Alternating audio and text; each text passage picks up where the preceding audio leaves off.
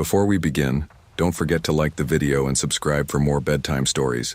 Let me know in the comments where you're watching from and what time it is. And if there's a story you'd like to hear next, I'd love to know that too.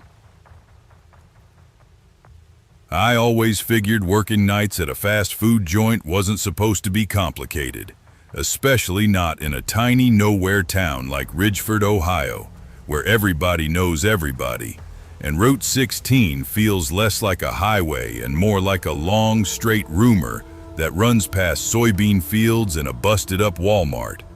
I was 17, barely holding myself together between school, my shifts, and trying to help my aunt keep the lights on after my mom passed the year before, and the night shift at the Burger King off exit 42 paid $1 more an hour than the daytime crew. So I took it and tried to pretend the long hours didn't mess with my head. I'd stumble in after school, grab my headset, and lock in until 2 in the morning with the same routine. Clean the lobby, restock sauce packets, run drive-thru for the stray trucker or drunk college kid from Ridgeford Community College, and mostly try not to think about how quiet the place got after 11:30, when even the highway seemed to exhale and disappear into darkness. My manager, Rob, was supposed to stay up front with me at night so I wasn't alone, but he always hid in the office with one of those huge gas station energy drinks, watching TikToks until he passed out, muttering, "You're fine, kid," whenever I told him the place got too still, like the building was listening.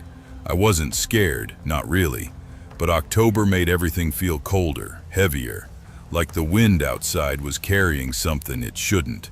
I kept telling myself nothing ever happens in Ridgeford, nothing scary anyway, but I swear, the night that changed everything still plays behind my eyelids when I try to sleep. Sometimes I hear things when the heat kicks on, short breaths, a wet chewing sound, and I have to turn on every light just to remind myself I'm not back in that building. It happened on a Sunday. Rain had been coming down all day, the kind that makes the pavement shine black like oil, and the whole town felt empty. No cars on the road except one sheriff cruiser that idled by every hour. By 11:10, the lobby was spotless, chairs flipped, music off, and I had just started counting the cash drawer when I heard the front door chime.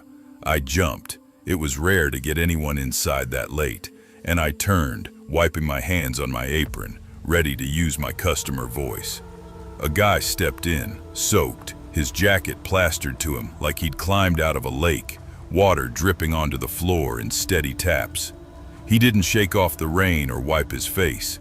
He just stood there, breathing through his mouth like each inhale took effort. "Hey, sorry man," I said, trying not to stare. "We're closing the lobby in like 10 minutes.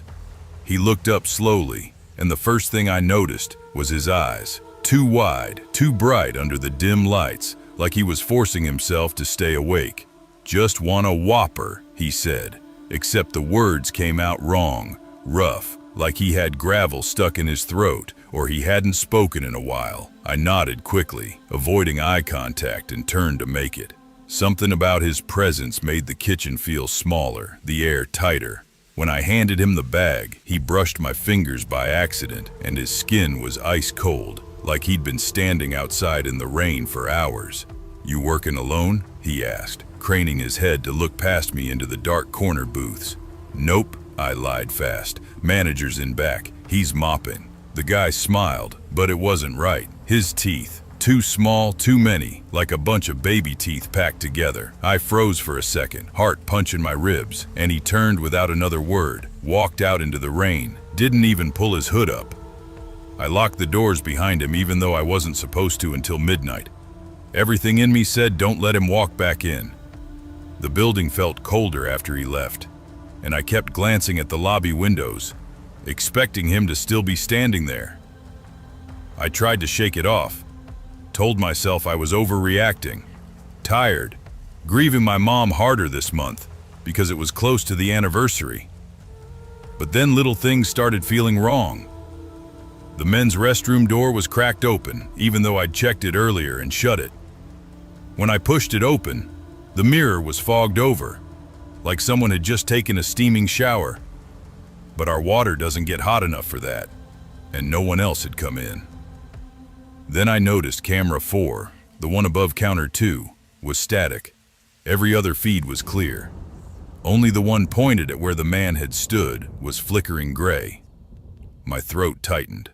Something wasn't right. When I walked past the window closest to the soda machine, my whole body stopped cold. A tray sat there, clean, dry, except for a half-eaten Whopper. A real one. Wrapper peeled halfway back. Bite marks. But no one had eaten in the lobby. I'd served exactly one person, the man who'd taken his food to go. I told myself it had to be Rob messing with me. He liked pulling dumb pranks. But the bite marks didn't look normal. The bun wasn't torn like a human bite, more pinched like something had pressed tiny, too many teeth into it. The drive-thru headset on the counter crackled. I flinched, then a whisper slid through the speaker, thin and slow. Eli, my name. Not my full name, Elliot, not Kid. The way Rob said it. Eli, said like someone trying out the sound for the first time. I ripped the headset off and backed away. Rob, I yelled, voice cracking. There's someone in here. I ran to the back, slipping slightly on the wet floor near the dish. Rob was slumped in the office chair, headphones in, completely knocked out. I shook him. Dude, wake up. Someone's inside the store. He blinked awake, annoyed.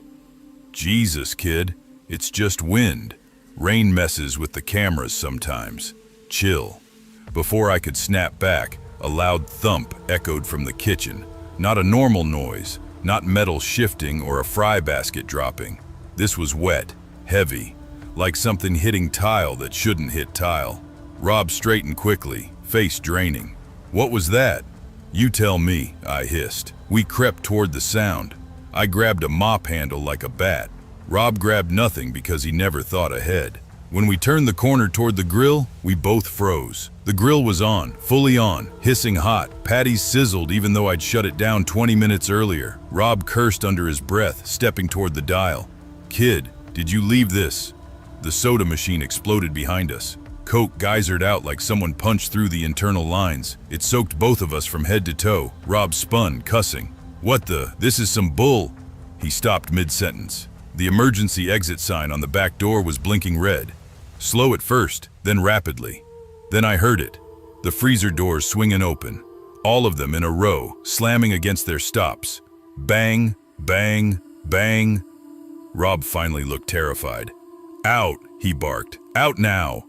We ran, slipping on the soda, nearly colliding with the prep table.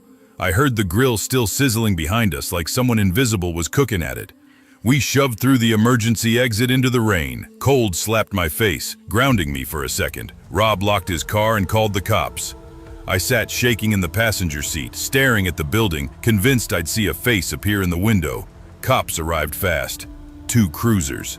They went inside, guns drawn, flashlights cutting across the empty lobby. They didn't find anyone, but they found signs someone had been there. Just not any human, someone. The freezer doors were wide open, no forced entry anywhere, and inside the walk-in were every single burger bun in the store, stacked into a perfect pyramid, reaching almost to my chest. Perfect, not one out of place. On top of the deep fryer, 6 feet up, a single muddy footprint. The print was long, narrow, not a shoe print, more like a bare foot with too many small toes. They made us stand outside in the rain while they finished checking the place. One officer asked if I'd been drinking. Another asked if Rob had enemies. Nobody asked the right question, the one that mattered. What the hell was here?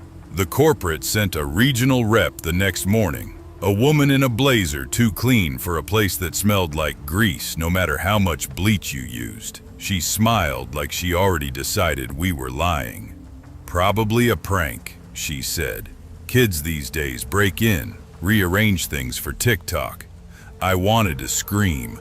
Who builds a perfect bun pyramid and leaves tiny tooth bite marks for TikTok? They fired Rob a week later, saying he violated night shift protocol. I think he knew it wasn't really his fault, but he didn't fight it. He left Ridgeford 3 days after and moved to Dayton, won't answer my texts. I quit the same day they canned him, didn't even clock out. I just dropped my apron and walked out. I tried to forget the whole thing, tried to convince myself grief had messed with my head. But every time I drove past that Burger King on the way to my evening GED classes, the building looked wrong, too quiet, too still. A month later, around midnight, rain spitting on my windshield, I glanced at the place like I always do, just out of habit. The open 24 hours sign flickered, same rhythm as that night, slow, fast, slow. Then something moved behind the counter, a tall shape, hunched, leaning too far forward like its spine bent the wrong way. I blinked and it was gone, but the flickering light didn't stop. The next day, someone posted on the local Ridgeford Facebook group, "Anyone hear what happened at BK last night?" Fire alarms went off at 12:17, but no smoke inside. No one answered. People joked. I didn't. Because sometimes, late at night, when I can't sleep and the house feels too quiet, I swear I hear my name whispered in that same gravelly voice. Eli. And I wonder if whatever walked into my store that night wasn't looking for food. Maybe it was looking for someone alone. Some kid trying to make rent. Some kids are just like me. If you work late nights, especially in small towns, people forget to lock up and you see a man soaked to the bone, smiling with tiny baby teeth. Do one thing. Don't talk to him. Don't check the bathrooms. Don't look at the grill. And for the love of God, don't ever turn your back on the freezer. I didn't believe in ghosts. Still don't. Not really. But something happened to me on the night shift that I can't explain. And every time I try, people either laugh or look uncomfortable. So I stopped talking about it. My name's Anya Sharma. I moved to Chicago last fall, a scholarship kid from a sun-bleached Arizona town, here to study journalism at Loyola. Things were good, until they weren't. My mom got sick back home. Nothing critical, but enough to wipe out the slim financial buffer we'd scraped together. My scholarship covered tuition, not life.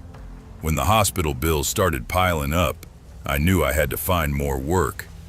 That's how I ended up pulling overnights at a griddle palace off West Madison Street. The place had a vibe, and not the good kind. It was all faded plastic booths, the color of old mustard, and fluorescent lights that hummed a dirge. The air always smelled like stale fry grease and industrial cleaner, a scent that got into your clothes, your hair. The turnover was a running joke I didn't get until I started.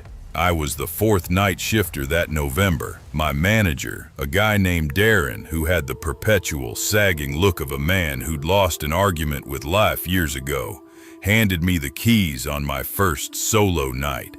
His voice was flat, cigarette rough. "Look, kid, we've had some loitering out back by the dumpsters. Drunks, junkies, who knows? Just ignore it. Keep the back door locked. You'll be fine." He said it like a question he didn't want the answer to. I shrugged it off. City weirdness was part of the package. I wasn't some scared little girl. I'd worked 2 jobs since I was 16, but by the 3rd night, the atmosphere started to curdle. It was a Tuesday, dead quiet. The only sound was the low groan of the shake machine and the distant sigh of traffic. Around 1:50 a.m., the drive-thru headset, which had been silent for hours, erupted in a crackle of static so sharp it made my teeth ache. Then, through the white noise, I heard it. Breathing. Not the gentle in and out of sleep, but a slow, wet, rasping pull. Like someone with a collapsed lung was right there, their lips pressed against the mic. My heart did a clumsy thud against my ribs. "Hello? Drive-thru? Can I help you?" Nothing but that ragged breath. I swiveled to the security monitor, a chunky old CRT showing 4 grainy views of the empty lot. The drive-through lane was deserted, just a puddle of oily water shimmering under the sodium light, but my eyes flicked to the lobby camera feed. Near the condiment island, a shadow seemed to detach itself from the deeper gloom by the wall. It was just a blur, a shift in the pixels, probably a trick of the light. I tried to swallow, my mouth dry. Probably a short in the wiring, I muttered to the empty restaurant, my voice too loud. This old junk. I walked out from behind the counter, my sneakers squeaking on the linoleum. The lobby was freezing, a chill that had nothing to do with the AC.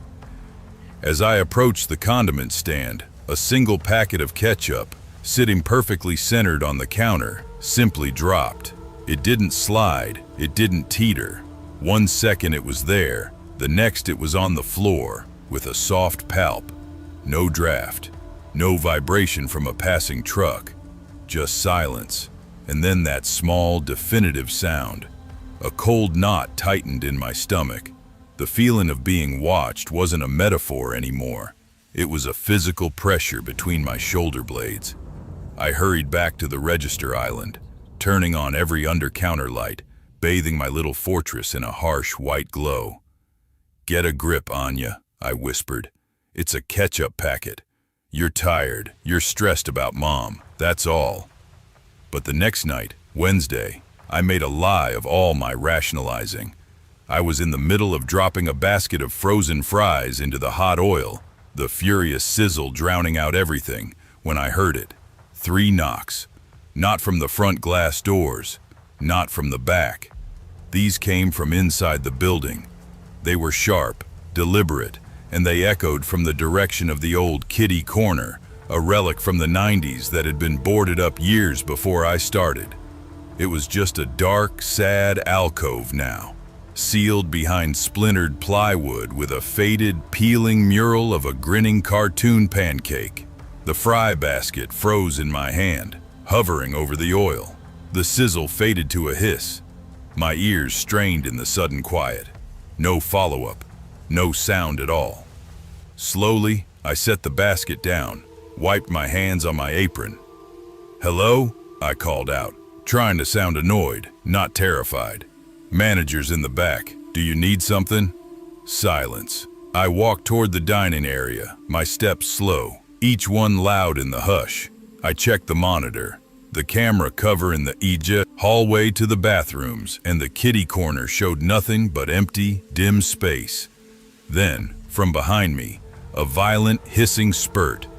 I whipped around. The soda fountain was going off by itself. The Sprite nozzle was unleashing a geyser of clear liquid, arching over the counter and soaking the floor, my shoes, the legs of my pants. It didn't stop. It just kept pouring in a relentless, frothy stream. Shit! I lunged for the power strip behind the counter, yanking the plug for the fountain. The hiss died abruptly, leaving a ringing silence and the sweet, cloying smell of syrup. Before my heart could even slow from that, the service bell at the front counter dinged. Ding, ding. 2 crisp, clear notes. I hadn't touched it. The electronic chime on the door hadn't sounded. No one had come in. I stood there in the middle of the mess, holding the severed power cord, my wet pants clinging to my calves, and felt pure, undiluted fear flood my veins. This wasn't anxiety. This wasn't my imagination. Something was in here with me, and it was messing with me. I fumbled my phone out of my apron pocket. My hands were shaking so badly I hit Darren's contact twice before it dialed. It rang and rang, then went to voicemail. I texted, my thumbs clumsy. "Darren, something's really wrong at the store. Not a person. Something's in here. Please call me." No reply. The timestamp on my screen glowed. 2:17 a.m. I spent the rest of that shift huddled on the stool behind the register, every light blazing, a heavy steel cleaning rod gripped in my hand like a club. I didn't move. I barely breathed. The silence now felt watchful, hungry. When the dawn finally bleached the sky gray and the first day shift guy, a sleepy college kid named Ben, came in to relieve me, I nearly cried with relief. I didn't explain the soaked floor. I just mumbled something about a soda machine malfunction and practically ran to the bus stop. At home, in my tiny studio with the door double locked, I typed out a resignation email. Effective immediately. Personal reasons. My finger hovered over the send button. Then I looked at my bank app. Rent due in 6 days. Balance, $47.18. The last check from Griddle Palace wouldn't hit for another week. Mom had called yesterday, her voice thin, but trying to be bright, asking how school was, telling me not to worry. I deleted the email. I went back the next night. I came armed with irrational weapons, my biggest headphones blasting loud indie rock, and a small spray bottle of clearing mist I'd bought from a woo-woo herb shop on Clark Street. Overpriced water and sage oil that smelled like Thanksgiving gone wrong. Desperation makes you try anything. The shift started tense but quiet. I did busy work, scrubbing already clean surfaces, counting straws, anything to avoid stillness. The clock crawled past 2 a.m. Then, at 2:05, I heard it. A soft, metallic click-clunk. I knew that sound. It was the latch on the walk-in freezer disengaging. I turned slowly. The heavy white insulated door, which had been firmly sealed shut, was now open a crack. Just an inch. A curl of frost-white vapor seeped out, feeling its way into the warmer kitchen air like probing tendrils. I didn't move. I didn't breathe. I just stared at that sliver of darkness beyond the door. That was it. No paycheck was worth this. I grabbed my backpack and keys from under the counter and bolted for the front door. My one thought to get into the street, under the open sky, around other people. I yanked the door handle, the locking mechanism clacking loudly, and threw myself out, only to collide hard with a solid body. "Whoa, easy there!" I stumbled back. A scream caught in my throat. It was Darren. He was standing there under the awning, lighting a cigarette, looking at me like I'd lost my mind. "Jesus, Anya, you look like you've seen a goddamn ghost." He took in my wild eyes, my heaving chest. "There's someone in there," I gasped, the words tumbling out. "In the freezer. The door opened. I heard it." He frowned, the lines on his face deepening in the yellow light. "Kid, you're shaking. Come on, let's take a look. Probably just the seal is bad." He sounded tired, patronizing. "Darren, no, you don't understand. I understand you're spooked. Let's just look." He unlocked the door and walked in, his posture radiating weary skepticism. I followed, keeping close. He went through the kitchen, checked the back office and the storage closet. He even pulled open the walk-in freezer door, now fully closed, and stepped inside for a moment. "See? Nothing. It's just cold and full of frozen patties. Gotta be your nerves. This job gets to people." He was about to leave when he nodded toward the employee bathroom. "You check in there? Sometimes homeless guys try to hide in there after closing." I shook my head, mute. He pushed the door open. The light was off. He flicked the switch. The small room was cold. The mirror over the sink was completely fogged over, a thick white cloud of condensation, as if someone had taken a long, hot shower. But the room was icy, and written across the fogged glass, in swipes of a finger through the moisture, was one word: stay. The letters were uneven, slanted, urgent. Darren's cigarette dropped from his fingers, hitting the tile floor with a tiny shower of sparks. He didn't move to stamp it out. He just stared at the mirror, his face draining of what little color it had. For a long moment, the only sound was the sizzle of the tobacco on the damp floor. Then he stepped forward, pulled the sleeve of his jacket over his hand, and wiped the mirror clean in one rough, angry swipe. He turned to me, his eyes hard, his voice low and gravelly. "You didn't see that. Do you understand me? Not a word to anyone. You want your last paycheck, right? I nodded, a jerky, mechanical motion. But in my head, a clear, cold voice said, "It's over." I didn't finish the shift. I walked out right then, leaving Darren standing in the bathroom doorway. I didn't pick up my last paycheck. He called me once, left a voicemail that was all forced calm. "Anya, it's Darren. Listen, let's talk about this, okay? Don't make this into a whole thing. These old buildings have quirks." I deleted it. For weeks I was a wreck. Sleep was impossible. Every creak of my apartment floorboards was a footstep. The hum of my refrigerator was drive-through static. I unplugged all my appliances at night. I checked the lock on my door obsessively. My friends tried to be supportive in that way people are when they think you're having a breakdown. "Night shift messes with your circadian rhythms, Anya," said Chloe from my media ethics class, patting my hand. "It's like scientifically proven to cause paranoia." "That whole block has sketchy wiring," offered my roommate Mark. "I bet it was just a series of weird glitches. You built a narrative." I'd smile, nod, agree. Yeah, you're probably right. But I knew the difference between anxiety and a presence. I knew what I felt in that freezer air, and I would never, ever forget the look of that word on the mirror. It wasn't a request, it was a command, and it felt old, and it felt angry. I started taking absurdly complicated routes to avoid West Madison Street altogether, added 20 minutes to my commute just to bypass that block. But the city has a way of forcing confrontations. About a month later, after a late study group, my bus dropped me 2 blocks from my apartment, and the only route home was down Madison.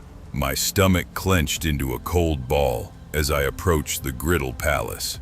It was open, the sickly fluorescent glow spilling onto the sidewalk. But it was utterly empty. Not a single customer, not even a figure behind the counter that I could see.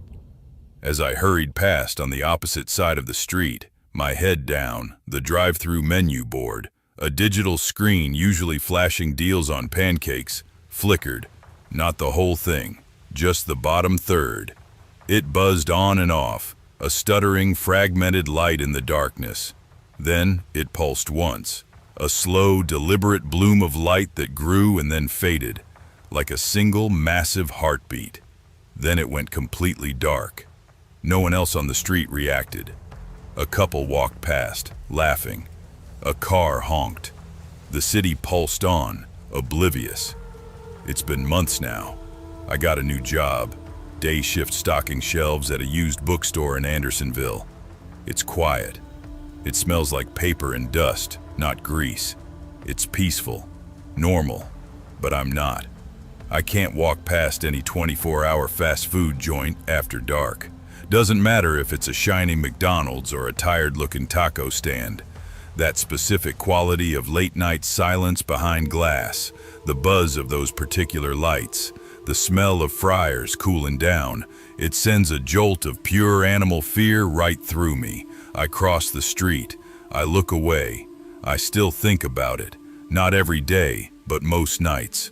The breathing in the headset, the impossible knocks from a sealed room.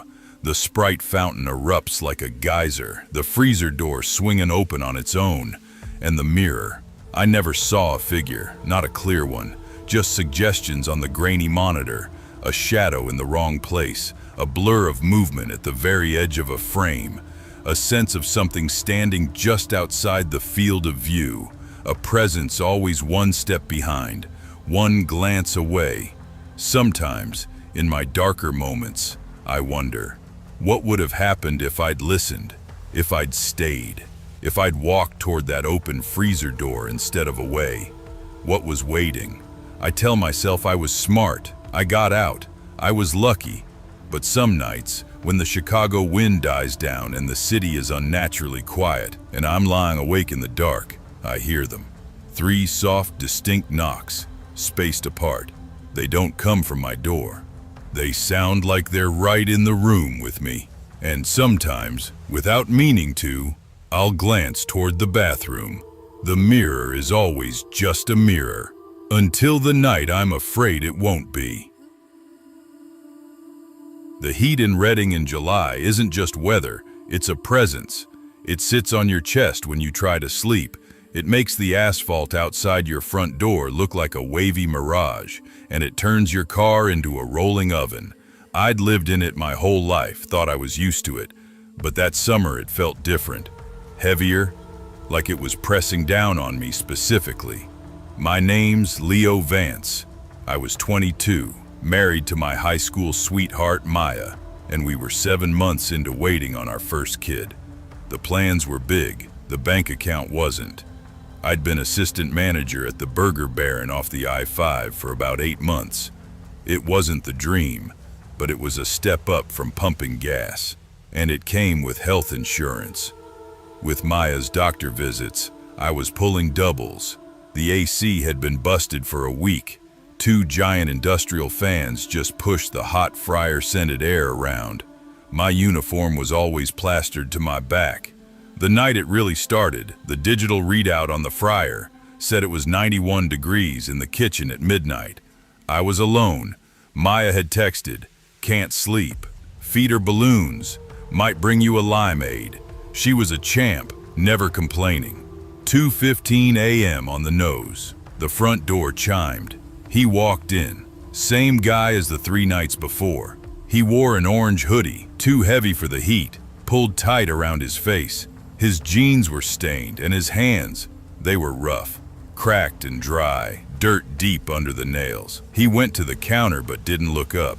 "Cheeseburger. No onions, please." His voice was a dry rustle, like pages turning in a book left out in the sun.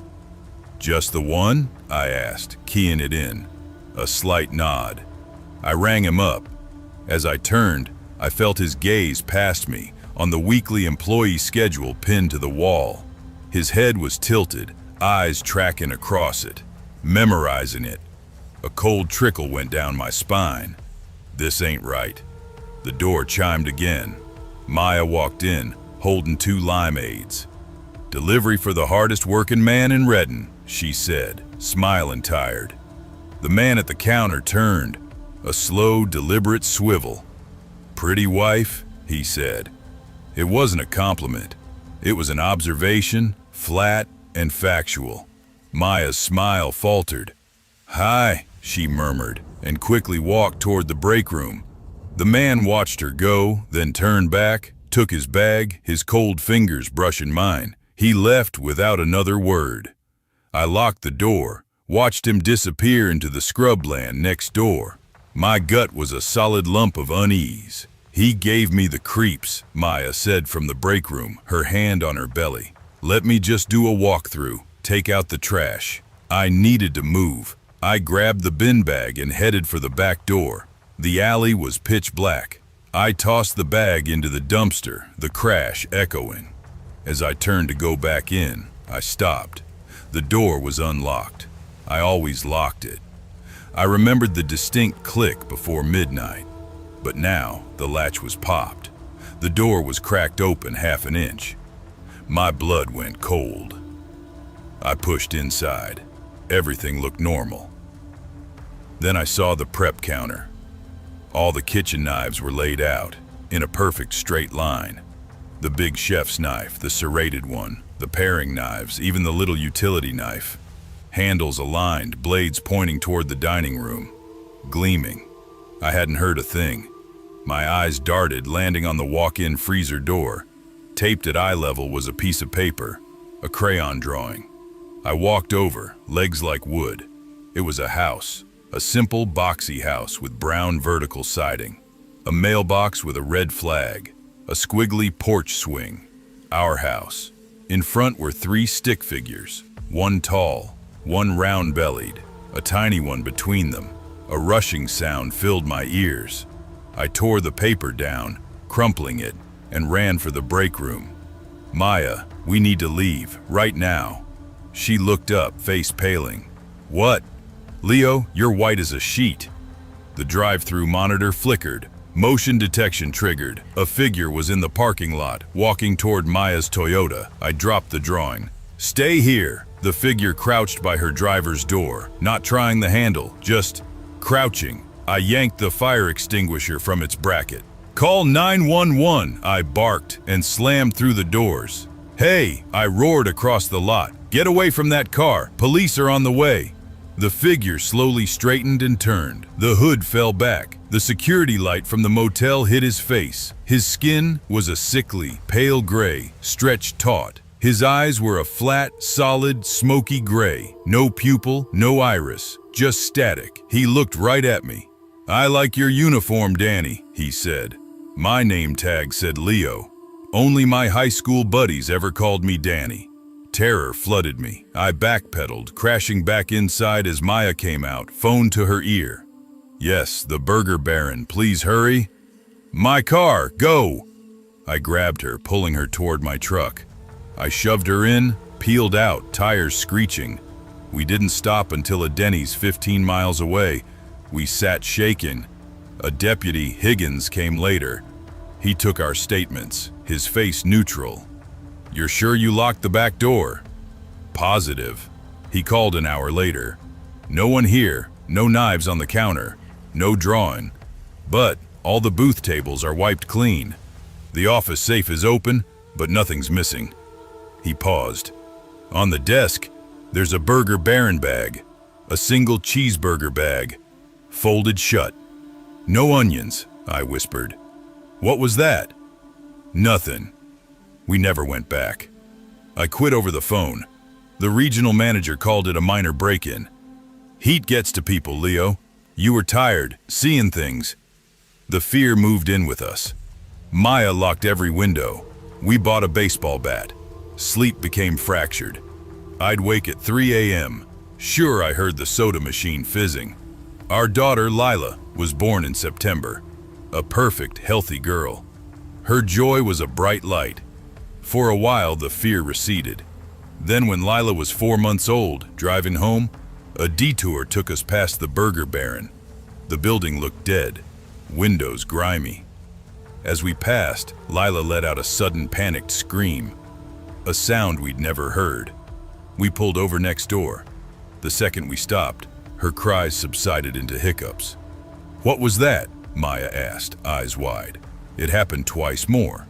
We made a rule. That road did not exist. A week ago, Maya was quiet. She stared at the baby monitor.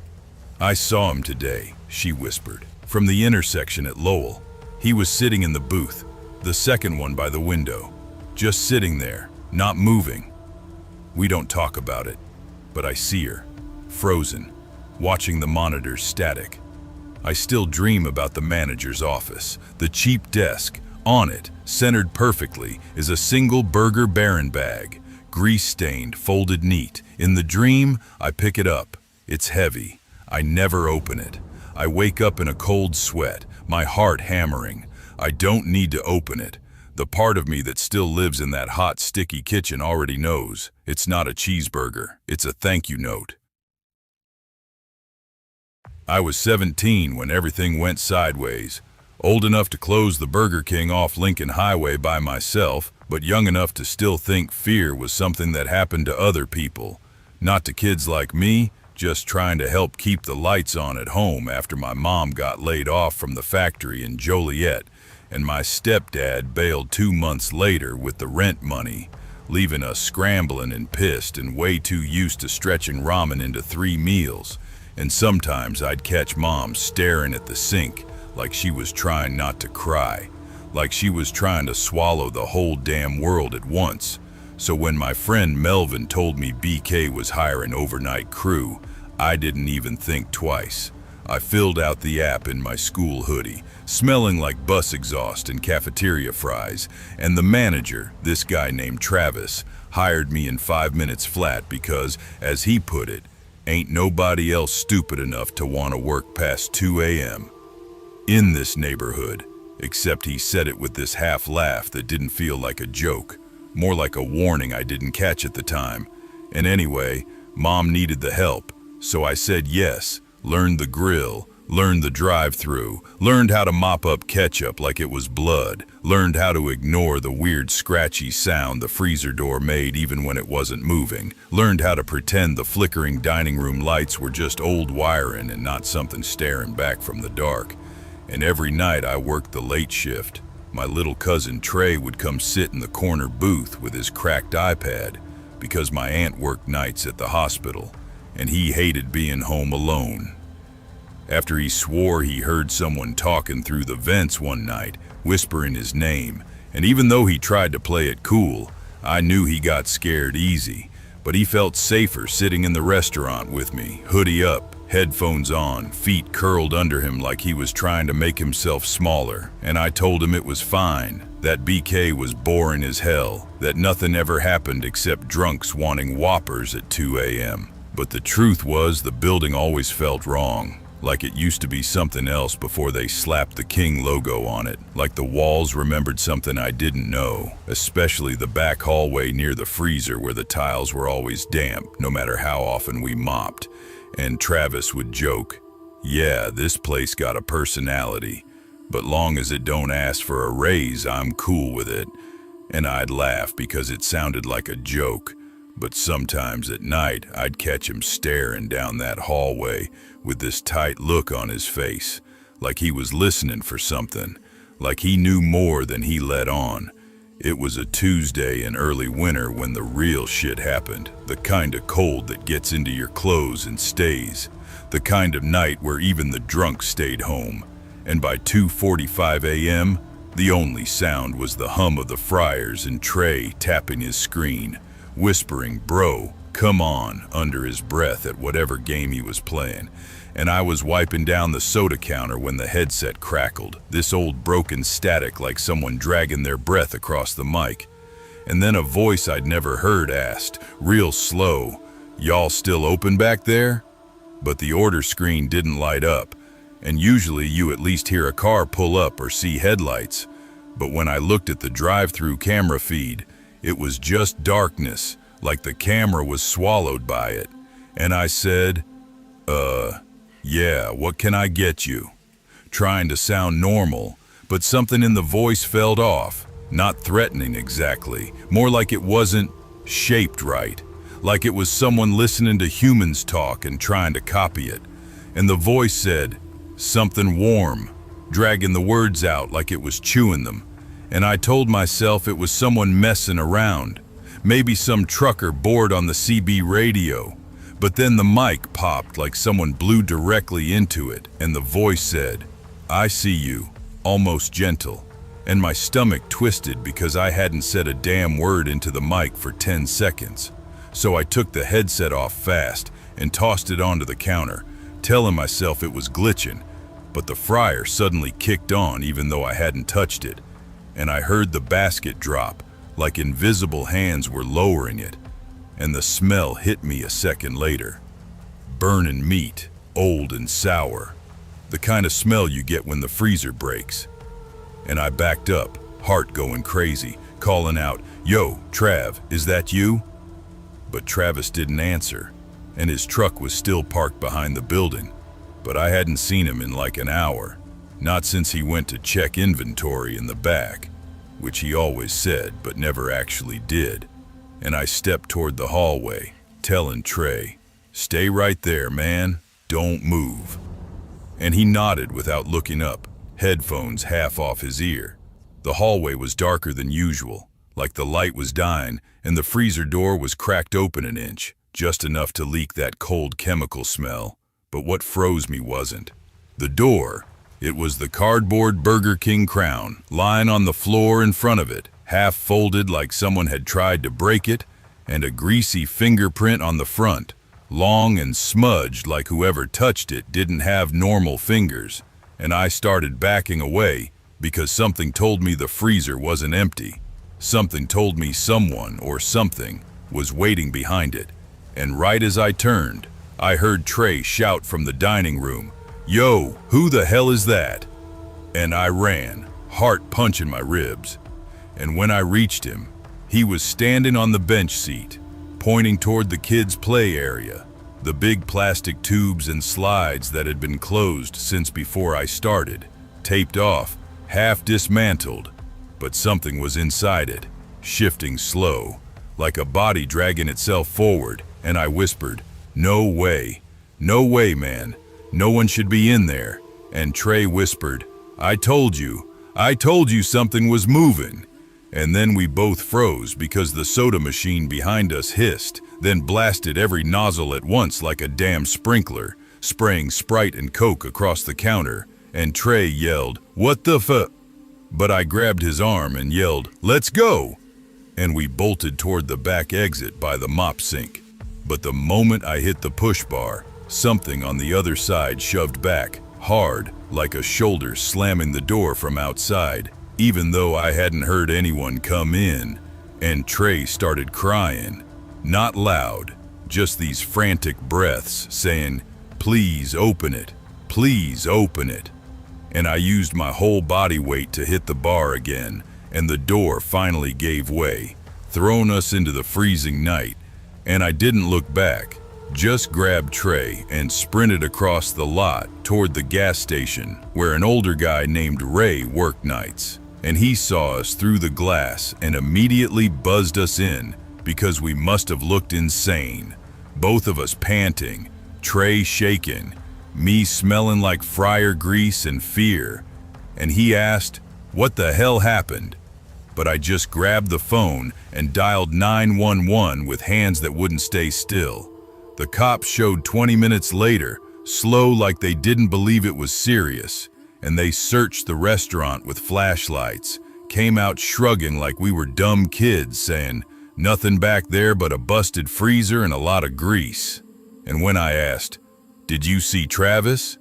they just said, "Manager wasn't inside," even though his truck was still right there, coated in frost, keys still in the cup holder. And they told us to go home, that maybe we were overtired. Maybe we saw a raccoon in the play area. Maybe the headset caught interference. All that typical dismissive crap. And I quit that same night. Told Mom everything. Told her I didn't care if we had to pawn the TV. I wasn't going back. And she didn't argue. Not after Trey backed up every word. Not after he told her he saw a face inside the play tube, stretched wrong, like someone smiling through plastic. A week later, BK shut down temporarily for maintenance, but when I stopped by to pick up my last check, the new manager, some corporate guy with a stiff smile, told me Travis never clocked out, and they assumed he abandoned the job, but his truck stayed in the lot for 3 more days before someone finally towed it, and the cops said he probably skipped town, maybe got into some trouble, but that made no sense because he left everything behind. Wallet, jacket, his old flip phone he always kept on him like it was a lifeline, and I knew deep down he didn't leave through any door a human could walk through. For months after that, Trey had nightmares, waking up at 3:14 a.m. every time, swearing he heard the static from the drive-thru headset whispering through the walls, whispering his name, whispering mine. And even now, years later, when I drive past that stretch of Lincoln Highway, the new BK sign bright and shiny under different management, sometimes the drive-thru menu flickers like a bad bulb right as I pass, and once, swear to God, it flashed, "Welcome back," even though I wasn't wearing a uniform, wasn't in my old car, wasn't anything that place should recognize, but it felt like something behind the walls knew me anyway, like it remembered the night I ran, like it was waiting for me to come close enough to hear the headset crackle again. The perpetual hum of the refrigerator motor was the soundtrack of my new life, a low, grieving whine that mirrored the one stuck in my own chest. They say the night shift kills you slowly. For me, it was the only thing keeping my daughter and me alive. My name is Marcus. A year ago, I was Marcus Reed, husband to Alara, father to Lily, a man with a future sketched out in comfortable lines. Then, a rain-slicked highway, a swerving SUV, and a phone call that erased my world. The bills, however, kept arriving with cruel punctuality. So, I took the only job that would have me on short notice, night shift manager at a 24-hour Burger King clinging to the edge of a forgotten service road outside Bakersfield, California. The place exhaled failure. The iconic sign buzzed and flickered, the K perpetually dark. Inside, the air was a greasy film that clung to your skin and settled in your lungs. My 11-year-old daughter, Lily, had to come with me. Leaving her alone in our silent, memory-haunted apartment was unthinkable. She'd curl up in the last red vinyl booth, textbooks and earbuds creating a fragile barrier against the gloom. My boss, a skeletal man named Frank with eyes the color of old dishwater, had the demeanor of a wartime conscript. On my fourth night, he tossed a folded uniform shirt at me. "Yours is already trashed. This one's cleaner. $5. I caught it. The fabric was softer, worn but cared for. Then I saw the stitch mark just above the pocket where a name tag had been removed, leaving behind a ghostly impression and a few stubborn threads. Beneath that, a fainter, older stitch line spelled out a name. Soren. "Soren?" I asked. Frank lit a cigarette, ignoring the no smoking signs. "Old stock. From when they changed the logo. You want to look like a hobo or not?" $5 was $5. I paid him. In the cramped, sour-smelling locker room, I changed. The moment the shirt settled on my shoulders, a deep, unnatural chill seeped into my bones, centering between my shoulder blades. It was mid-August in Bakersfield. The kitchen was a furnace. Yet for a few seconds my teeth wanted to chatter. I shrugged it off. Grief had rewired my nervous system. Everything felt wrong. The shift was its usual dull misery until just after 1 a.m. Lily was asleep, her head pillowed on her arms. I was refilling the napkin dispensers when the soda gun in my hand gave a violent jerk. Before I could react, a jet of thick, dark fluid shot out, splattering the back wall. It wasn't cola, it was the color of old blood. The smell coppery and sweet rotten, like pennies left in wet soil. "Lily?" My voice was tight. She stirred, blinked sleepily at the dripping wall. "You. The syrup lines are gross, Dad." She put her earbuds back in. The syrup lines, but the gun had been set to water. I cleaned it up, my hands shaking, the smell lingering, a malfunction, a contaminated line. It had to be. That night, sleep wouldn't come. At 3:04 a.m., I opened the security app on my phone. The grainy black and white feed showed the dining room. Lily was there, but she wasn't asleep. She was standing in the center of the room, perfectly still. Then she began to move. A slow, graceful series of steps, a ballet she'd quit after her mother died. Her face was serene, blank, a small smile playing on her lips. She danced for 3 silent minutes, then stopped, returned to her booth, and slumped into sleep. A cold knot formed in my stomach. Sleepwalking. Trauma. The doctor had warned about dissociative behaviors. The next night, I wore Soren's shirt again. The chill was immediate, a cold spot I carried with me. I was wrestling with a clogged milkshake machine when I heard the soft thud of the dining room door. Lily's booth was empty. Lily, panic, sharp and electric. I ran out front, empty. The bathroom empty. My heart hammered against my ribs. Then I saw it. The heavy steel door of the walk-in freezer was slightly ajar. I tore it open. A blast of freezing air fogged my vision. There, in the middle of the frost-rimed space, stood Lily.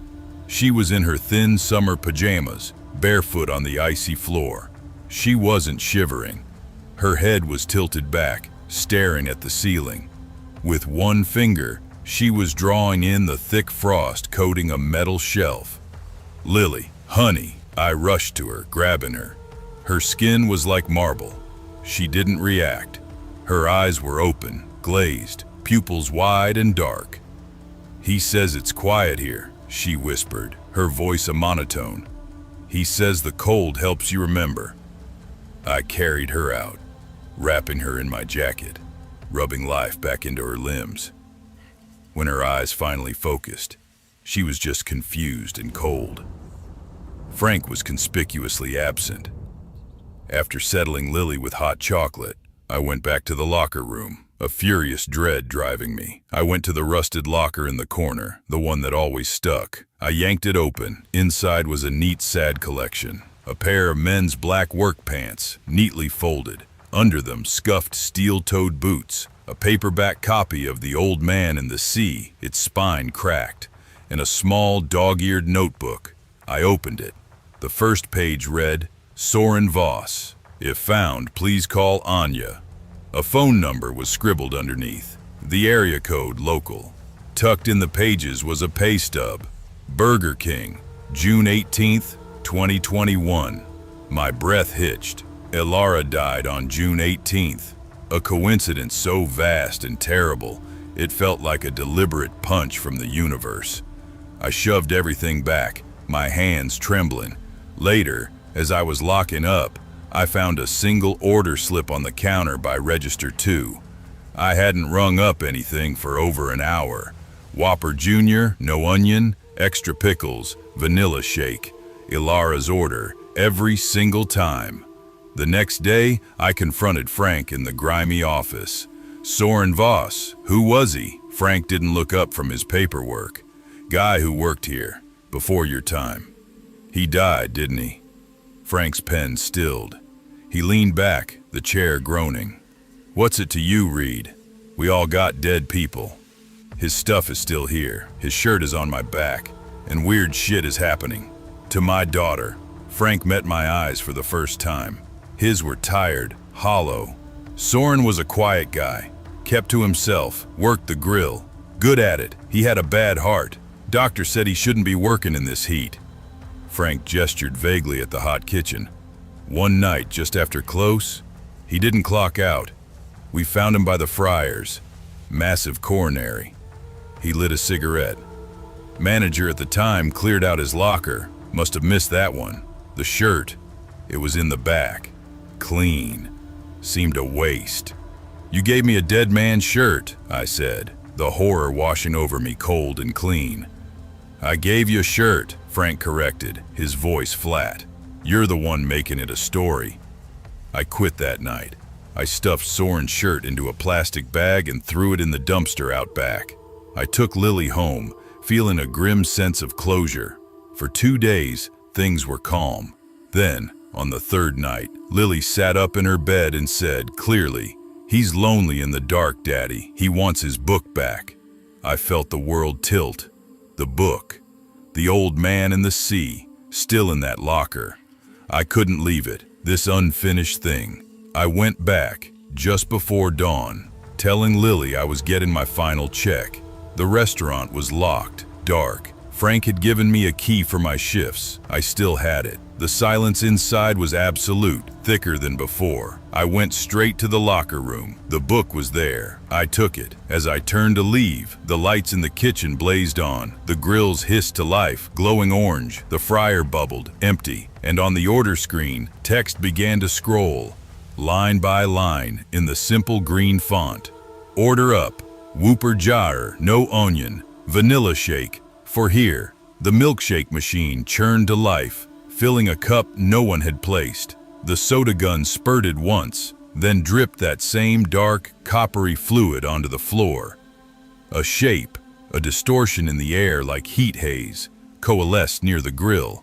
It had no face, no features, just a sense of concentrated presence, of profound, weary sadness.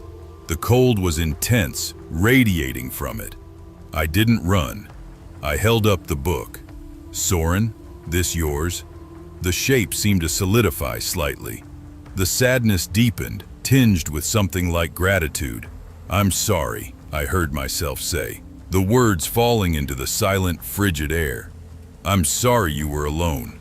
The grills clicked off. The fryer fell silent. The lights dimmed, then went out, leaving only the pale dawn light seeping through the dirty windows. The presence was gone. The cold receded, leaving behind only the normal, stuffy heat of the building. I left the book on the counter, near the pass-out window where finished orders waited. I locked the door, and never went back. We moved to a small town in Oregon. I got a day job at a hardware store. Lily still has night terrors, but they're less frequent. Sometimes she'll hum a tune I don't recognize, something slow and melancholy. Last week we passed a Burger King on a road trip. Lily, now 12, glanced at it, then looked down at her hands. "He wasn't a bad guy, Dad. He was just really tired." I nodded, my throat tight. "I know, honey. Grief is a kind of ghost. It haunts the living. But sometimes I think the dead are haunted too, haunted by the lives they left, by the small, mundane things that tethered them here, a favorite book, a routine, a uniform shirt, and sometimes all they want is for someone to see them one last time and to say the thing no one got to say when it mattered. I see you. You existed. You can go now. I never told anyone about Soren Voss. Frank probably forgot. Corporate has no record, but I remember, and in remembering, I finally began to let go of my own ghost, not with a scream, but with a whispered apology in a cold, empty kitchen just before dawn. I was 32 and everything in my life snapped in half like a dried-out wishbone, the kind you pull apart at Thanksgiving, hoping for something better but always ending up with the smaller piece. And by then, I was used to losing. Jobs, money, sleep, people. But losing my brother Evan hit different. And no matter how many months passed after the accident, I still heard the sound of him laughing every time I walked past the garage where we used to fix old dirt bikes together.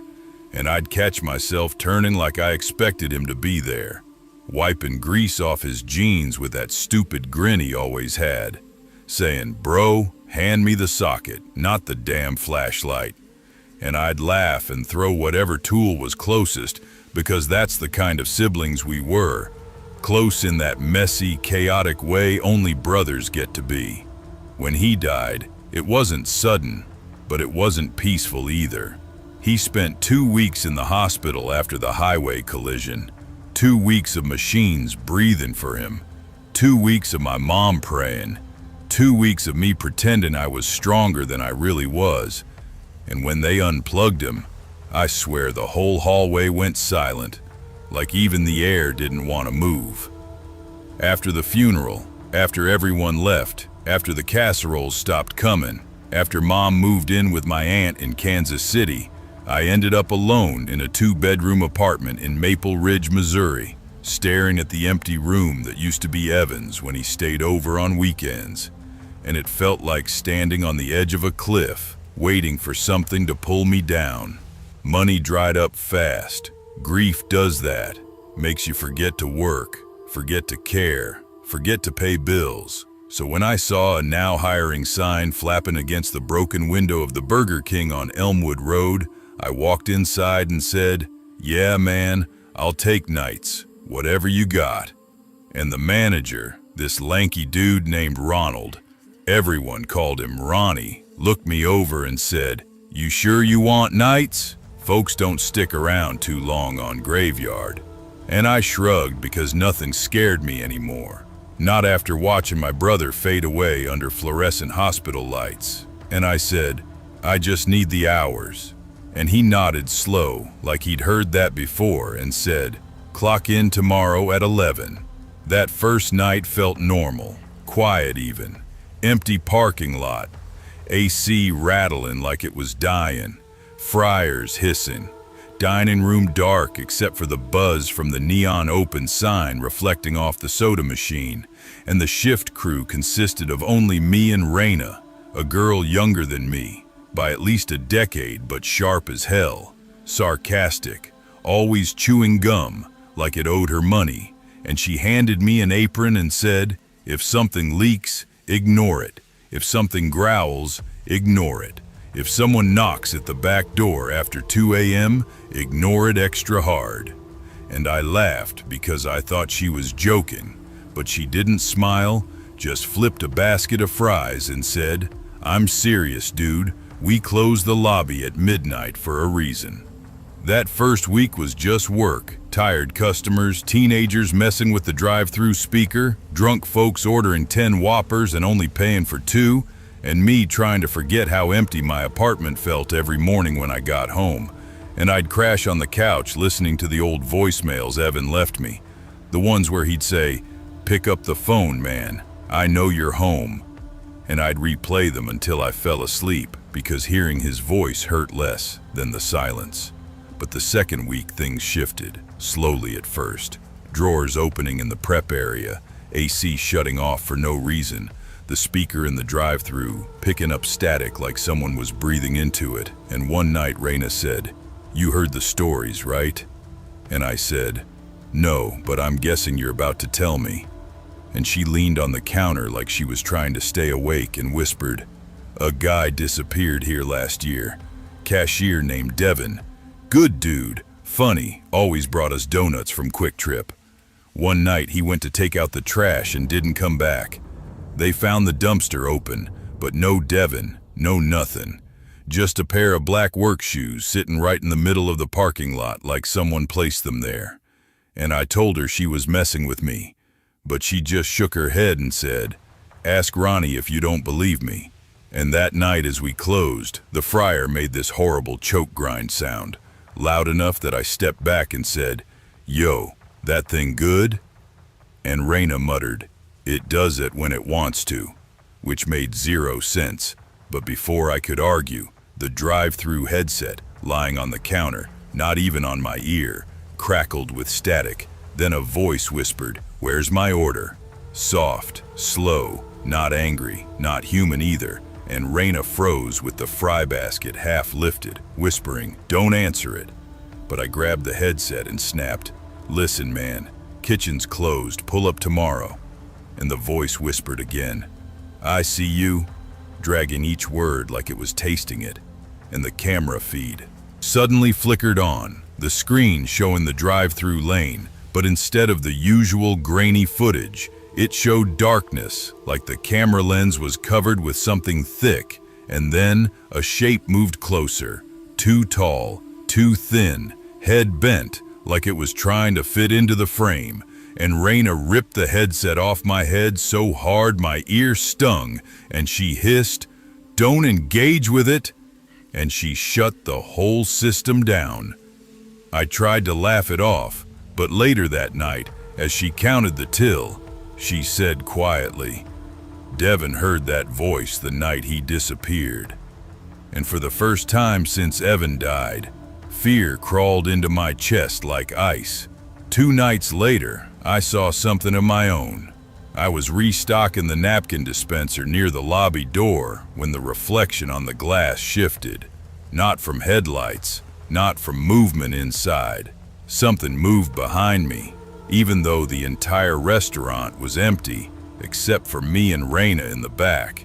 And when I turned around, no one was there, but the napkins were scattered like someone had dragged their hands through them.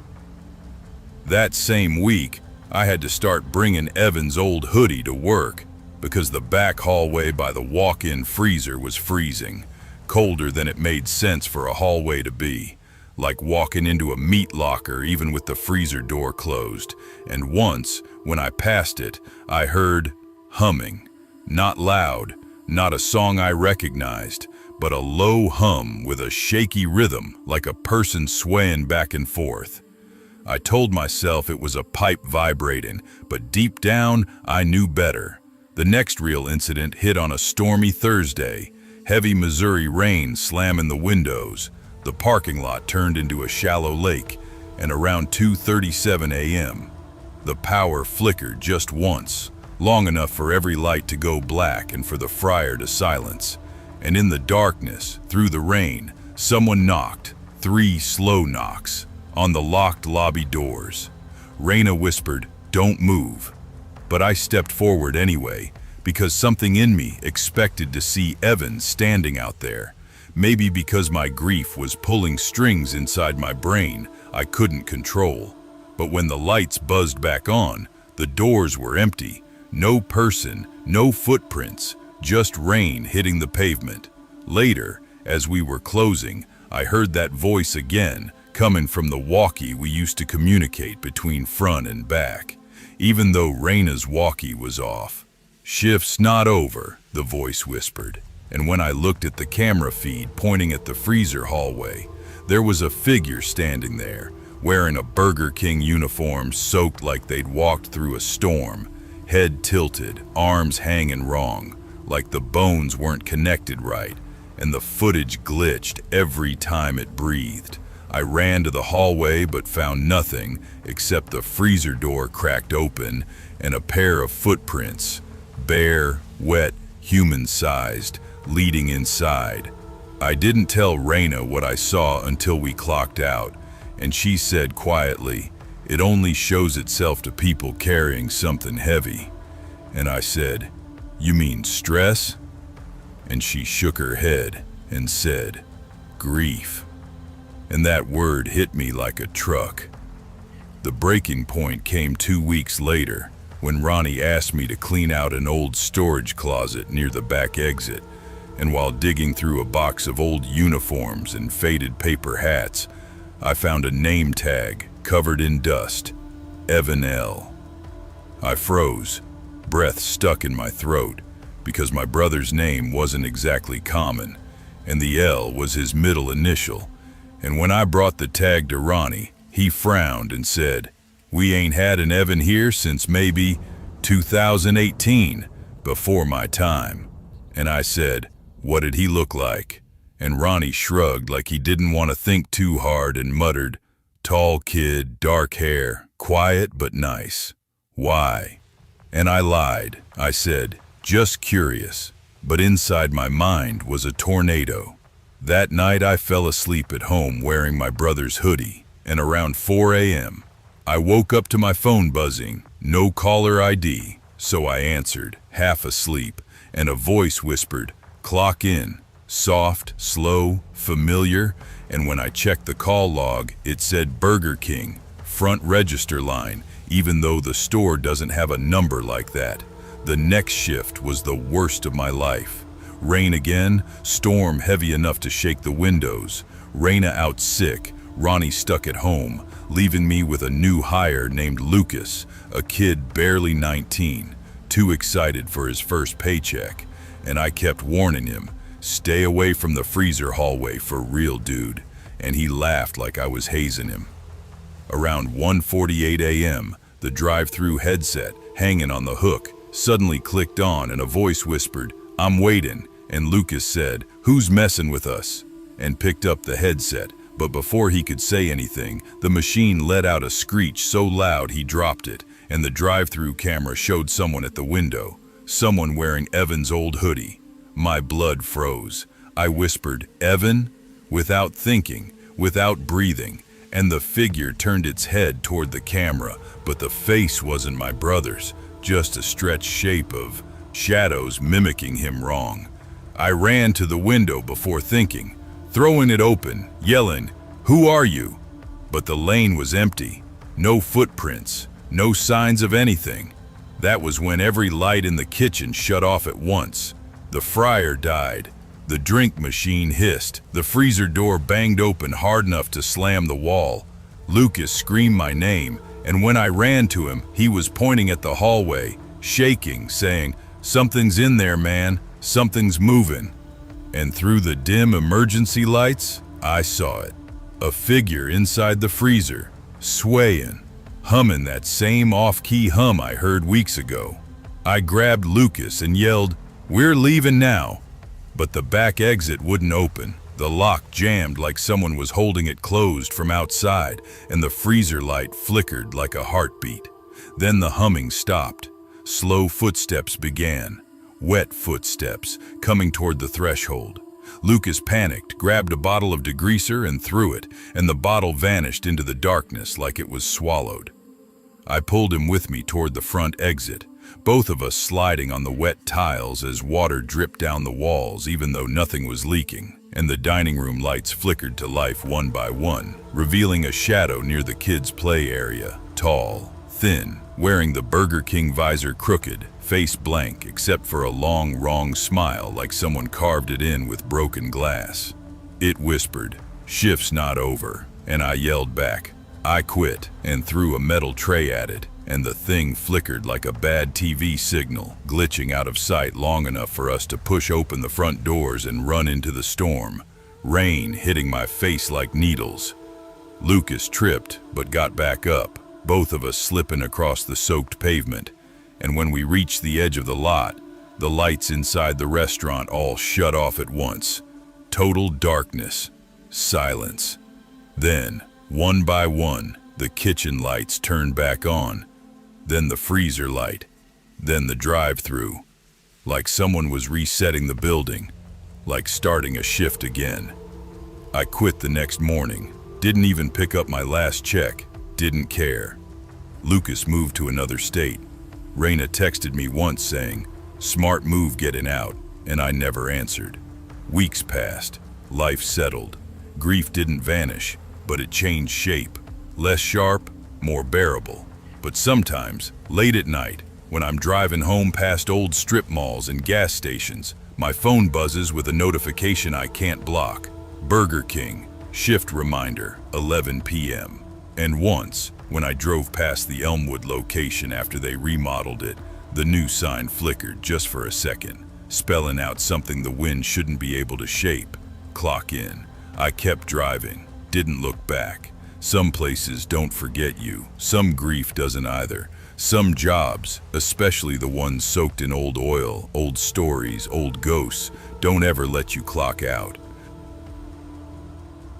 I always thought life would straighten itself out once I hit 30, like there'd be some invisible checkpoint where everything suddenly made sense.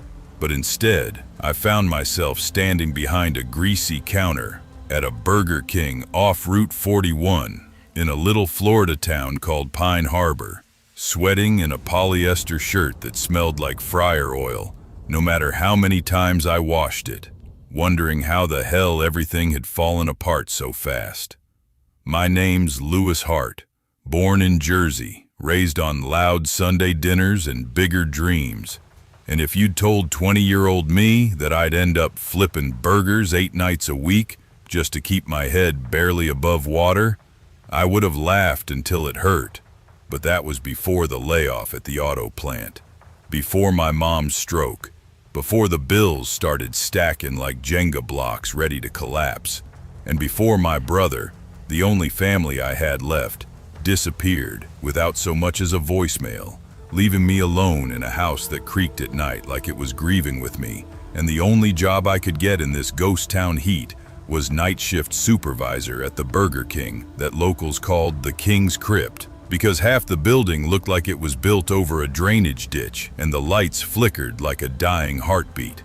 People joked, but when you spend enough nights in that place, you know something's wrong, something under the floorboards, something behind the walk-in freezer door, something in the vents that whispers when the fryers shut off. And the first night I heard it, I told myself I was just tired. But deep down, I knew Pine Harbor wasn't normal, and this restaurant sure as hell wasn't. But rent was due, so I clocked in like always, tossed my backpack into my locker, and tightened my BK cap before heading out front, where the dining room was empty, except for a man in a faded trucker jacket mumbling into his burger like he was praying. And the moment he looked up at me, his eyes didn't look like eyes at all, more like polished glass, reflecting back everything except himself. And he whispered, "You hear her yet?" And I said, "Sir, the lobby closes at 10. And he nodded real slow, like he already knew what I was going to say before I said it. And when he stood up, he left his untouched soda behind, but the ice inside it was melted into cloudy water, even though he'd just gotten it. And the cup was shaking like something inside was still moving. 30 minutes later, Marla, the newest crew member, came rushing over from the prep table, pale as the freezer frost, saying, "Lou, I swear someone just said my name from the stock room." And I laughed it off even though the hair on my arm stood straight like static, saying, "Relax, kid, this building makes weird sounds, that's all." But she shook her head and whispered, "It wasn't the building, it was a woman, and the way she said it made my stomach knot because a woman's voice had been haunting my dreams for weeks, soft and scratchy like someone trying to talk through a handful of gravel, saying my name over and over until I woke up sweating, and I never told anyone that, not even my brother before he vanished.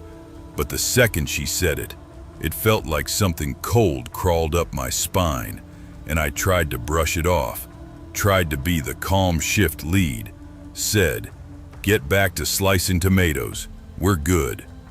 But then the drive-through headset beeped, even though no car pulled up, and a voice whispered, "Order for Louie," dragging out my name like it was being pulled underwater. And Marla's eyes went wide, and she said, "Lou, tell me that's a glitch." And I didn't answer because my throat felt glued shut, but I forced myself to walk to the window anyway, pushed it open, and the parking lot was empty except for a dumpster swaying even though there was no wind. And when I closed the window, the headset hissed and the same voice said, "He didn't clock out." And before I could process it, the lights above the soda machine flickered once, twice, then went completely out, plunging the lobby into a dim glow from the streetlights outside. And Marla said, "Nope, nope, I'm not dying in a Burger King." And she grabbed her keys and bailed, leaving me alone with the fryers humming like a swarm of insects. And I should have gone home too, should have followed her out into the night and kept walking until I forgot this place existed. But something kept me there, something in that voice, something in those words. He didn't clock out, and suddenly, it all hit me like a punch to the ribs, because my brother, the last place he worked before disappearing, was this Burger King, same shift, same role, and he'd joked once that the freezer door breathes at night, and I told him to get some sleep. And then a month later, he was gone without a trace. No note, no message, just gone. And the cops said adults disappear all the time, and the landlord tossed his stuff, and life moved on, except mine didn't. And now, here I was, hearing the same voice that might have been the last thing he heard. And I wasn't running, not this time. I walked into the kitchen, past the fryer baskets rattling like someone was touching them, past the prep table where the lettuce bags rustled even though the AC wasn't blowing, and I put my hand on the walk-in freezer door, feeling it vibrate, just faint, like a heartbeat on the other side, and I whispered, "If you're in there, I'm opening it." And the light above the door popped, showering sparks, and the smell of burnt plastic filled the air. But I yanked the handle anyway, bracing myself for cold air.